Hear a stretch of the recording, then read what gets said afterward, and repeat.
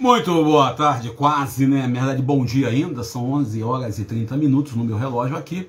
Lembrando a todos e a todas, vivemos um tempo de pandemia, então quem puder, fique em casa.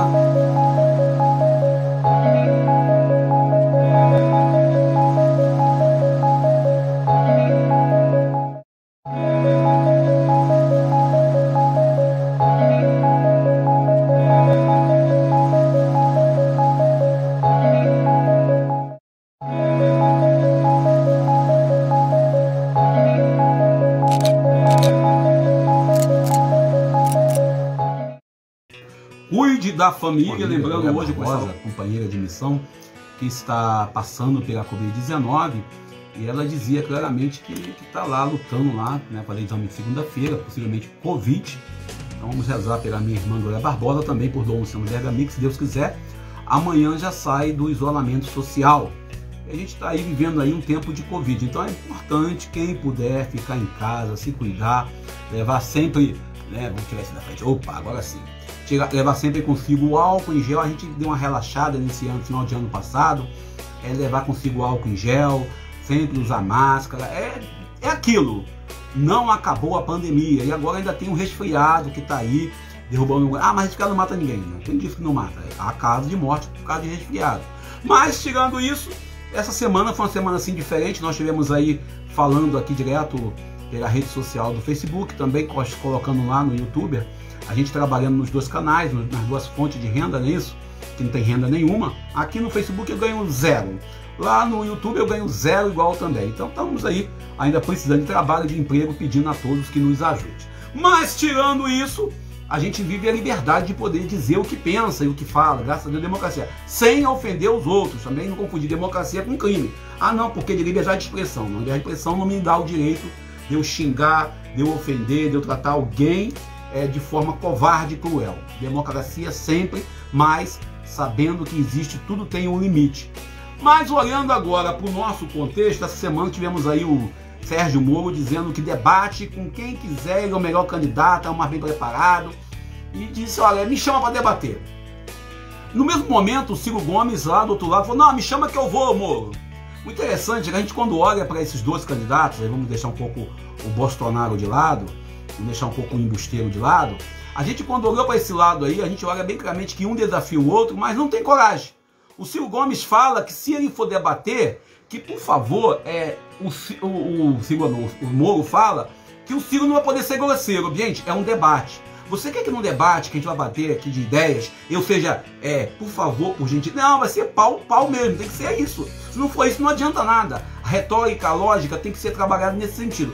Mas também, olhando nesse sentido ainda mais cruel da coisa, se percebe claramente aí uma disputa de poder que não tem sentido. O Moro querendo emplacar aí a sua candidatura, né? Dizendo, não, sou mais bem preparado. Bom, por que então você apoiou o Bolsonaro e entrou para ser ministro do Bolsonaro se você é o mais bem preparado? O Ciro foi ministro do Lula, ou seja, vai ser engraçado. O Ciro, que foi ministro do Lula, debatendo com o ministro do Bolsonaro. Vai ser muito engraçado, mas tomara que aconteça. Embora eu acredito que o Moro não vai aceitar. O Moro, ele é acostumado a ser juiz, o juiz é outro contexto, é outra posição, é outra ideia, então ele não vai aceitar. E o Ciro Gomes, por mais que diga que vai ser educado, o Ciro Gomes, por ser nordestino, eu passo por isso também, de vez em quando em alguns debates, até mesmo na vida de comunidade, eu falo um pouco mais forte, as pessoas acham que eu estou brigando, às vezes o Ciro não está nem brigando, está só falando do jeito dele, no cearense de ser, então tá aí. Também essa semana, nós tivemos aí ontem, se não estiver errado, embora ontem eu fiquei um pouco mais isolado, tivemos ontem aí na nossa caminhada, o Bolsonaro afirmando, o embusteiro Mor, falando que a eleição de 2018 foi ganha no primeiro turno. O interessante é que no dia 7 de setembro, quando ele fez aquele papagaiada toda, que ia fazer... E no dia 9 ele mandou pedir desculpa pro Supremo, ele disse que ia aceitar o resultado das eleições. Como que a eleição de 2018 foi fraudada se ele ganhou? Se o Lula, ou o Haddad, ou o PT, ou o PSOL, sei lá quem, falar que a eleição foi fraudada, eu vou até concordar, e vão dizer, é choro de derrotado. Mas se disser que a eleição foi vencida pelo Bolsonaro, é choro de vencedor, ele ganhou a eleição. Então se foi fraudada, então foi fraudada para roubar o PT. Isso é um detalhe, nós estamos aqui compartilhando com as senhoras e com os senhores. Também, ele teve a ousadia de dizer E aí, eu acho que ele ousou dizer, para a gente poder fechar esse momento aqui, dizer que o Adélio, filiado ao PSOL, senhores, o Adélio Bispo, atual deficiente mental, que está internado, tratado como um homem que não pode ser condenado, imputável, né? Não, ele não pode ser condenado porque ele tem deficiência mental. Isso aí eu acredito que é um golpe. É o que eu penso. Por que ele, em cima de dizer que o Adélio Bispo foi filiado ao PSOL? Foi filiado ao PSOL. Só que o Adélio Bispo, quem quiser pesquisar, que pesquise, vai lá olhar, o Adélio Bispo também, ele estava filiado ao PSD. PSD é o partido do Kassab. Ou seja, então, por que não lembra disso? Você percebe claramente que nesse tempo de pandemia, nós vivemos essa dualidade. Aí você vê o Dória, que é candidato a presidente também, pela chapa do PSDB, ele vacinou ontem a primeira criança. Ou seja, enquanto o Bolsonaro diz não vacina, no ano passado, em janeiro do ano passado, para ser mais exato, o primeiro a vacinar foi o estado de São Paulo com Dória. Por mais que eu não concorde com Dória, o calcinha apertada, como eles chamam, por mais que eu questione o Dória está tomando posição de defender a ciência. Olha, eu falo isso sempre. Como é duro concordar com Dória. Como é duro você hoje falar da aliança do Lula com o Alckmin. Como é difícil a gente olhar essa dobradinha Alckmin-Lula. Mas você olha claramente como que o Bolsonaro, no cargo de presidência, comete tantos equívocos, eu não vou dizer erros. Por exemplo, ir para um debate, será um momento de inauguração de obra pública, dizer que houve fraude na eleição de 18. Se houve fraude, foi ele que fez para ganhar a eleição. É o primeiro cara que ganha e diz que houve fraude. Eu já vi em futebol o jogador dizer que roubado é mais gostoso. A gente até ficou revoltado, roubado é mais gostoso, que coisa horrível, roubado é mais gostoso. E o cara diz, não, houve fraude, nós ganhamos no primeiro turno. Olha, nós ensaiamos claramente hoje no Brasil um golpe para o 2023, quando o Trump perdeu as eleições nos Estados Unidos e ele inventou a invasão do Capitólio. Senhores, o Bolsonaro diz que é debate, mas um debate que não fala da família dele. Como que você que é bolsonarista, que elegeu o Bolsonaro, e você que não votou em Bolsonaro, vai deixar passar em branco a rachadinha do Flávio Bolsonaro? Como é que você vai deixar e passar em branco a ligação lá, né, do filho dele, né, o outro filho dele lá, com o gabinete do ódio, que é o Carluxo? Como você vai deixar passar em branco? Isso, você tem que ser ético, pensar dessa forma. Deixar passar em branco o contexto claro, direto, da ligação de Steve Bannon com a família Bolsonaro. Olha, você tem como você deixar passar o matador da Marielle morar no mesmo local que a família Bolsonaro e aquela confusão que ele foi ou não foi da casa da família Bolsonaro? São fatores que nós, independente de eleger Bolsonaro ou não eleger Bolsonaro, temos que olhar e olhar com consciência e lógica. Aí entra a questão do debate. Para que serve o debate? Vamos dar exemplo. Quando vamos dizer um debate entre, vamos lá, o Moro, o Ciro, o Lula, né, e o Bolsonaro, lá o maluco do Dória não processa não, pelo amor de Deus. O calcinha apertada, como eles chamam. Imagina qual vai ser as perguntas. A pergunta que vai ser feita para o Bolsonaro, assim, livre e leve, por que ele é contra a vacina? Ele vai dizer, não, porque a vacina é feita com feto humano, blá, blá, blá, pá. A pergunta vai ser feita para o Moro, por que ele prendeu o Lula? Ele vai dizer, não, porque o Lula é corrupto, pá, tudo bem, parceiro. A pergunta vai ser feita para o Ciro Gomes é, como é que você aceitou ser ministro do Lula? Ele foi ministro do Lula. Como é que você explica aí a prisão, a quase prisão agora, em 2022? Vamos dar exemplo. A pergunta que vai ser feita pro Lula, explica o triplex, né? O triplex lá, que ele diz que é dele, não é dele, a confusão toda. São perguntas que nós vamos ouvir da boca dele a resposta. Agora, você vê claramente, e aí eu falo isso, ver claramente que hoje não pode mais se questionar. Se eu falo aqui hoje, na rede social para vocês, que o Bolsonaro é corrupto, vai ter alguém dizer assim, mas ele não foi condenado. Bom, beleza, ele não foi condenado, então, beleza, não é condenado, então não é corrupto. Se você falar aqui hoje, né? Se você falar aqui hoje que o Lula é ladrão, mas por que Lula? Porque ele foi inocentado.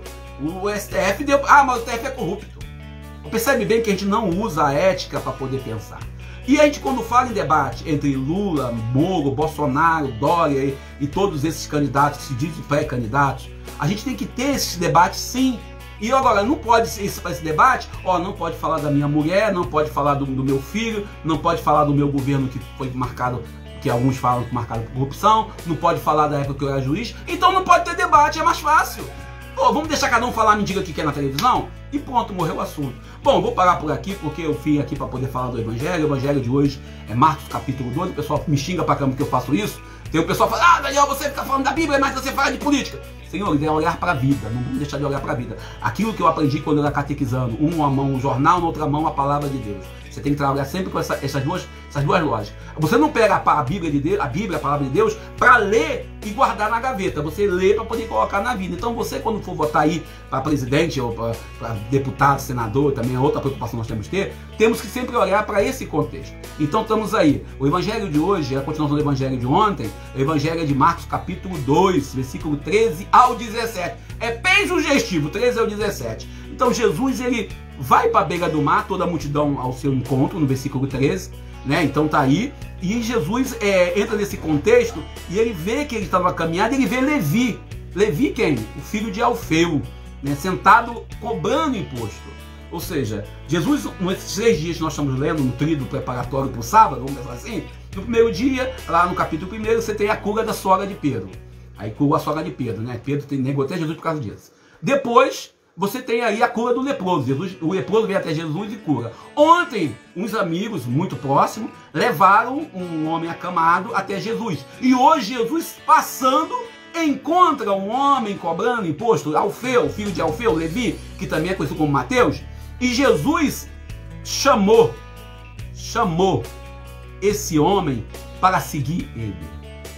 Percebe bem que Jesus, ele tem 3, vamos dizer assim, momentos em que, vamos botar 4 momentos. Momento em que ele entra em contato com uma mulher, que é a sogra de Pedro, ele não se furta em falar com a mulher, rompendo assim a tradição judaica rabina de não falar com as mulheres, só não sendo parente que podia falar. Depois ele toca no leproso, novamente ele rompe com a tradição de ele não tem medo de abraçar ou de tocar o leproso.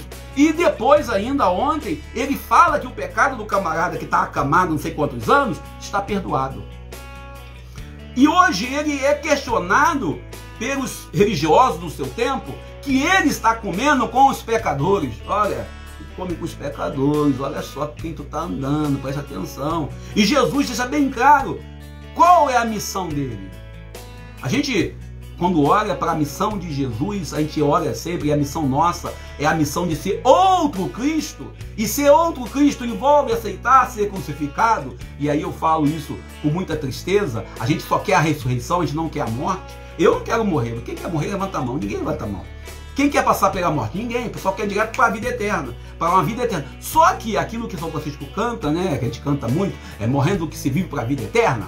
Só que nesse contexto aqui, a gente vê claramente que Jesus percebe bem. E ainda hoje, os doutores da lei, que lê o catecismo, que lê a Bíblia, que lê o direito canônico, que fez faculdade de teologia, que fez doutorado, que fez mestrado, que andam aí arrotando santidade, que frequentam a fila da Eucaristia, para quem é católico, ou leem a Bíblia nas igrejas em voz alta, ainda estão aí.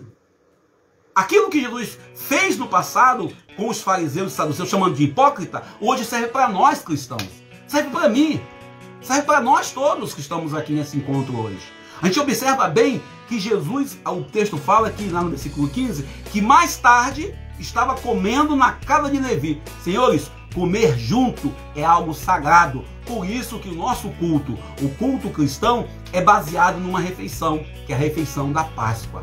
Comer junto é ter comunhão, é gerar comunhão. Comer junto é você confiar na pessoa, porque naquele contexto, onde comer junto, o cara podia, acontecia muito isso no exército, né? O cara fechava os olhos para orar, o outro roubava a carne do cara. Acontecia isso no exército, na obra do peãozada faz isso para bagunçar a vida do pobre. E Jesus, comendo com os pecadores, ele se identifica claramente com aqueles que estão precisando de apoio. Ou seja, Jesus se identifica com aqueles que estão excluídos do sistema. Jesus se identifica com aqueles que estão passando por dificuldade. Jesus se identifica com aqueles que passam fome hoje. E nós, às vezes, quando olhamos para o contexto de Levi, que é o cobrador de imposto, que é o Mateus, olhamos para o contexto de Levi, a gente pensa bem, poxa, então Jesus veio chamar os pecadores? Sim! Tem uma frase que eu ouvi na década de 90 e que eu guardei no coração, eu guardo. A igreja hoje, Ela não é um lugar para os santos. Desculpem você que vai para a igreja achando que você é santo. Não, a igreja é lugar dos pecadores e pecadores públicos. E você, quando vai cultuar a Deus, você que não vai partir da Eucaristia, ou você vai procurar um padre para confessar, que é católico, você que vai buscar a oração cotidiana, você vai porque você sabe que você deve, que você é pecador. A gente sempre acha, não, aí ganhamos em nosso egoísmo, em nossa radicalidade, em nossa extremidade. Não, porque eu vou na missa. Aí daí? Você é um dos maiores culpados da sociedade hoje ter aí na presidência um camarada que nega o direito à vida, um camarada que diz que bandido bom é bandido morto. Aí você olha para a palavra de Deus lá, Jesus na cruz, ele fala, olha, ainda hoje estarás comigo no paraíso. Certamente se ele fosse bolsonarista, Jesus de Nazaré, ia dizer, tu tem que morrer mesmo, tu cometeu um crime. A gente olha para esse contexto dessa política do assassinato do menor, do excluído. Aí ficam aí, desculpem, os que fazem isso, ficam postando em rede social, tipo assim, me mandaram ontem, não, aí, defendeu que quem rouba é porque precisa comer, a quem rouba tem direito à comida. Senhores, espera um processo, é como os fariseus, os saduceus, aqueles que tinham teologia no contexto judaico-cristão, quando eles pegam a teologia e colocam, está escrito assim.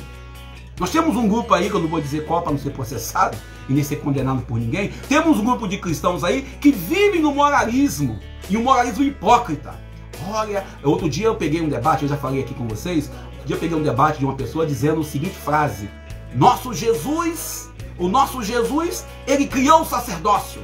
Jesus não criou sacerdócio nenhum. Jesus não tinha comunhão com os sacerdotes no seu contexto histórico, mas formou um povo de sacerdote, 1 Pedro. E nós somos todos chamados a viver o sacerdócio cristão. Não um sacerdócio institucional pela igreja, mas sim como cristão intercedendo um pelos outros. E nós somos chamados nesse contexto aqui, quando olha essa frase dos doutores da lei, o evangelista Marcos coloca bem claro, doutores da lei, aqueles que conhecem a Bíblia, aqueles que sabem que a Bíblia tem um bocado de textos aqui, inclusive outro dia o Daniel Reis colocou aí, dizia que o homem não pode deixar fazer a barba, ou o homem não pode deixar o cabelo crescer, mulheres têm que andar de véu, e outras coisas no contexto bíblico, não pode comer carne de porco, se você pegar Levítico, lá no texto de Levítico, e nós gostamos de um leitão à pururuca, nós cristãos, que é uma beleza, né? E quem não gosta de um carrezinho fritinho, gostosinho, todo mundo gosta. A gente quando pega o contexto bíblico dessa frase de Jesus, Jesus ouviu lá no versículo 17, né, 17 para o meu aniversário, eu nasci no dia 17, os médicos que precisam, como é que eu disse no texto, a pessoa que tem saúde não precisa de médico, mas os que estão doentes. Eu não vim chamar os justos, ou seja, às vezes nós ficamos preocupados em pregar em nossas igrejas, às vezes acontece nos movimentos, nos grupos pastorais, a gente fica preocupado que o fulano seja da nossa panela. Ah, tem que participar do meu movimento, do grupo que eu participo, da igreja, sei lá. E aí quando na verdade já está assim. O evangelho de hoje nos questiona profundamente se nós estamos indo de encontro àqueles que estão precisando, que no caso aí você tem, no caso o Mateus, o Levi, que está aí cobrando imposto, está aí, pecador público. Ou se você está indo simplesmente como os doutores da lei, tá vendo ali, ó, falando com fulano, que é ligado à milícia, que é ligado ao grupo de extermínio, que é traficante, que é viciado em droga, que é... E nossa missão também é com esses. Essa é a parte difícil de ser cristão. É também levar a palavra para esses.